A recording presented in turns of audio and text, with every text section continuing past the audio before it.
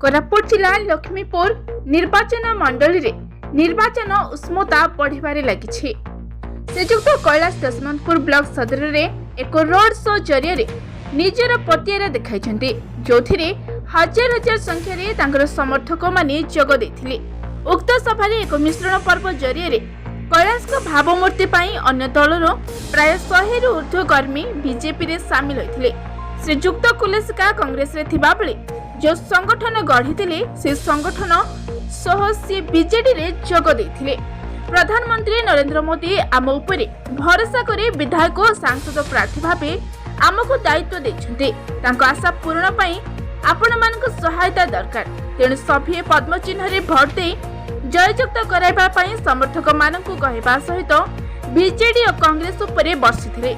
एही दुईटी सेट को हातेइबा पाई एबे प्रत्येक दल आप्राण उद्यम रे लागि पड़िथिबा बेले आसंता जून मास 4 तारिख को समस्तଙ୍କର अपेक्षा रहिला।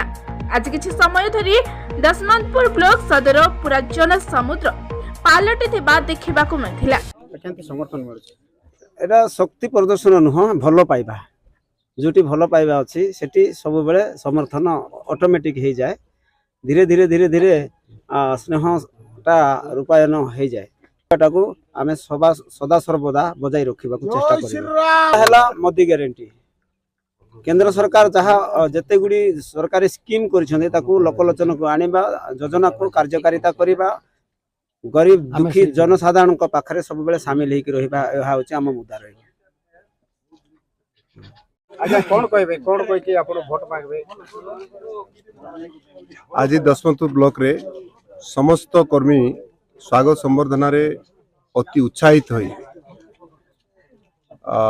ये प्रथम भावरे गोटे संख्या रे आसी हजार हजार संख्या रे आसी स्वागत कले। तेणु धन्यवाद दशमंतपुरवासी, दशमंतपुरवासींकर ये आशीर्वाद निश्चित भावरे। आपन परिचय देले? मो जिल्लार युवा मोर्चा साधारण संपादक दायित्व अछि बीजेपी रो। देखो सर्वप्रथम आपण मीडिया बंधु मान को अशेष अशेष धन्यवाद, आपण एठारे उपस्थित अच्छा।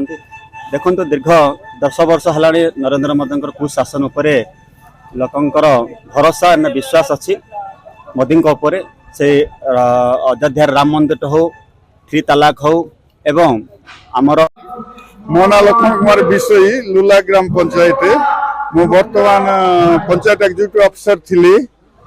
मो अवसर नला परे मते खुशी हे मु बीजेपी रे